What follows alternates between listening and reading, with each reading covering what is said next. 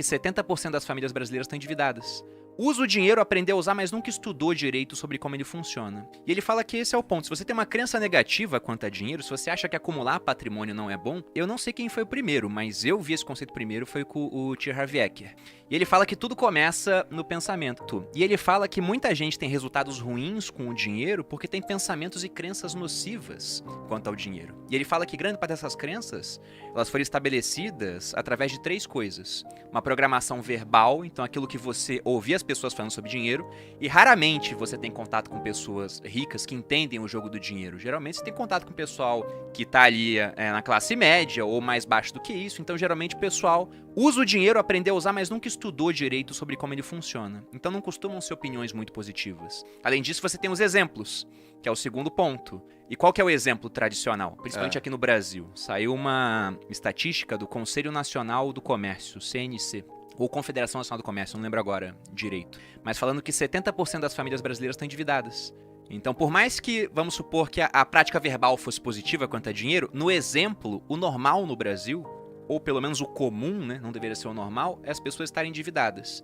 E o último ponto é uma experiência específica com grande carga emocional. Ele dá exemplos no livro, ele dá exemplo da mulher dele, que sempre que pedia dinheiro era pro pai porque a mãe nunca tinha. Sim. Aí o arquivo que ela tinha, quem tem dinheiro é o homem, Sim. né? A mulher não precisa ter dinheiro e toda vez que ela queria alguma coisa pedia pro marido. E aquilo gerava conflito entre eles. Ele dá o exemplo de uma moça que o pai morreu nos braços por preocupação financeira.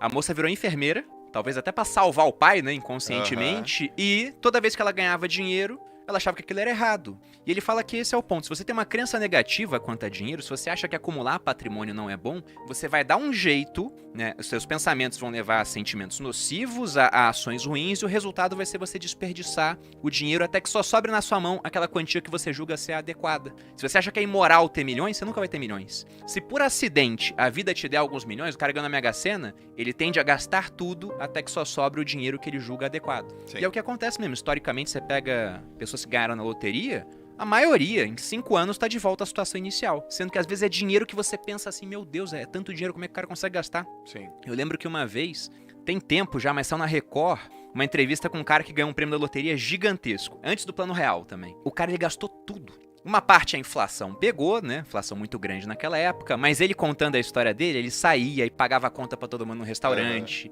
Ele não lavava roupa. Ele comprava roupa, sujava e jogava fora. O carro dava um problema, só tinha que trocar óleo aos 10 mil. Ele andava até os 30, o óleo virava uma graxa, fundiu o motor. Ah, tá bom, deixa o carro aí. Então o cara, ele desperdiçou tanto dinheiro que no final ele ficou sem nada. E aí perguntaram pra ele, qual é o seu arrependimento? Ele falou, não ter comprado uma casa pra minha mãe. Eu falei, meu Deus, o cara ganhou um prêmio gigantesco, não comprou um imóvel pra família dele. Caracas. Então é esse o ponto, né? Ele fala, se você não tem crenças alinhadas, você nunca vai conseguir acumular patrimônio. E aí ele fala pra você identificar esse teu modelo de dinheiro. Porque esse seu modelo não é seu, ele só foi passado pra você. Então o ponto é que você não é uma gravação, que ele diz, você é o gravador. Se essa gravação não tá boa, você deleta e grava uma nova. Perfeito. E aí o que ele tenta fazer é colocar os arquivos bons no lugar dos arquivos ruins. Mas o que sempre aparece é, dinheiro é muito importante, de fato. Dinheiro traz felicidade, né? Sim. Você não acha que amor é mais importante que dinheiro, né? Ou saúde? Ele coloca isso aqui, uma coisa... Pode fazer duas coisas ao mesmo tempo, né? Não confunde as coisas. Ele fala, até o livro tá marcado nessa parte. É uma fala, um princípio de riqueza, né? Porque eles têm os arquivos mentais e dentro dos arquivos da explicação tem certos princípios. Tem uma hora que ele fala isso, é um arquivo onde ele diz, as pessoas ricas acreditam que podem ter ambas as coisas. A pessoa de mentalidade pobre, e ele sempre bota mentalidade pobre. Porque às vezes você hoje não tem dinheiro, você se julga pobre, mas a tua cabeça não é de pobre. Você tá com os arquivos mentais corretos. Então, daqui a 5 anos, tua situação tá muito diferente. Agora tem o cara que tá com dinheiro hoje, mas a mentalidade dele ainda é de pobre. Sim. Daqui a 5 anos, você vai ter que trocar de lugar com ele, né? O cara com mentalidade boa cresce, o outro decresce. É a questão do termostato que ele fala financeiro.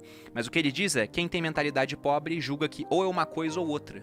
Então isso de ou amor ou dinheiro, ou saúde ou dinheiro, o que ele fala é a mesma coisa que perguntar o que é mais importante, ter o braço direito ou tua perna esquerda. Ambos são importantes, você tem que abrir mão de um para ter outro. Então isso chega bastante lá, como se, por exemplo, ter mais dinheiro vai te trazer menos felicidade no final das contas, porque traz mais preocupações. Ele também aborda isso. Né? Tem lá os arquivos de riqueza. Pô, a pessoa rica ela se torna maior do que os seus problemas, enquanto a pessoa pobre é menor do que eles. Sim. Então hoje, lógico que eu tenho preocupações que eu não tinha na época que eu não tinha dinheiro. Mas eu também eliminei uma série de preocupações através do dinheiro. Sim. Pô, só esse ano, o meu cunhado teve que ser internado às pressas, ficou muito mal, a conta do hospital deu mais de 100 mil reais. Quem pagou? A gente, porque o plano de saúde do Exército não cobria o hospital que ele ficou. Perfeito. Isso tirou o meu sono?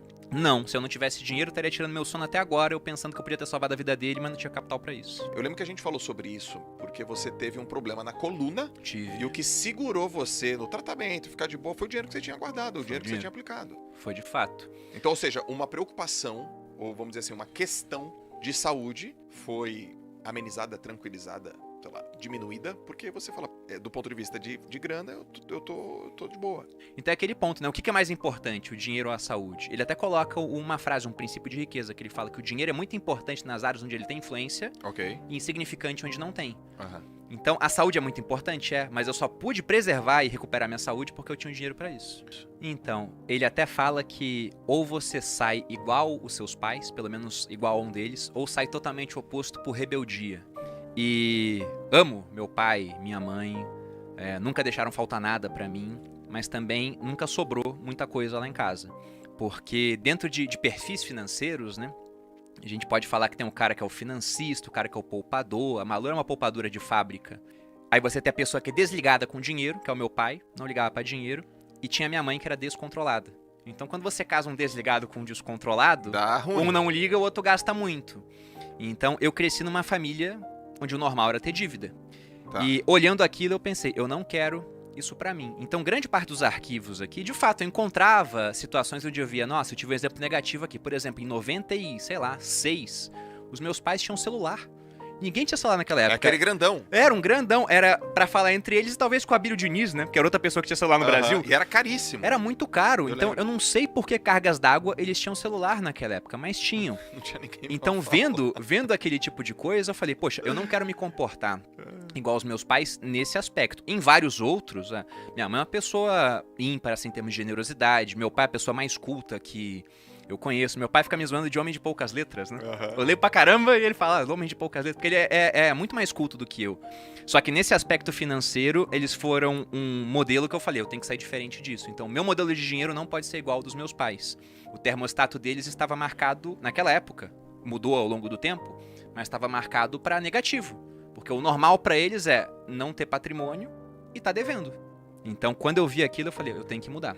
No meu caso, foi o oposto. Meus pais sempre com mindset poupador, nunca vi nenhum problema na minha casa, nunca brigaram por causa de dinheiro, nunca, zero. Eu sempre soube que tinha, não sabia quanto, eu sempre soube que tinha ali. Meu pai era poupador, minha mãe também, e nunca vi ninguém ligar, nunca vi dívida, nem eu, nem os meus irmãos. E eu era como é que era, você chama seu pai? Desligado. Eu era desligado, cara. É tipo, tá bom. Eu dava de ombrinho. Não, tá bom. Esqueci de pagar uma conta. Tem juros. Tá bom. E aquilo foi acontecendo e meus pais odiavam essa minha atitude. Odiavam. E eu lembro que minha mãe tinha umas frases, até caberia uma frase da minha mãe aqui. Ela falou assim, filho, quem guarda tem, quem não guarda fica sem. Então, velho, você tá louco. Você tem que guardar. Meu pai também. Pô, cara, você precisa guardar o seu dinheiro assim por diante. No meu caso, foi o que mais me incomodou no mindset, que não foi o mindset dos meus pais, que era o meu mindset, é que eu era aquele cara que o dinheiro entrava. Eu nunca fui um cara que ganhei pouco, mas eu não via.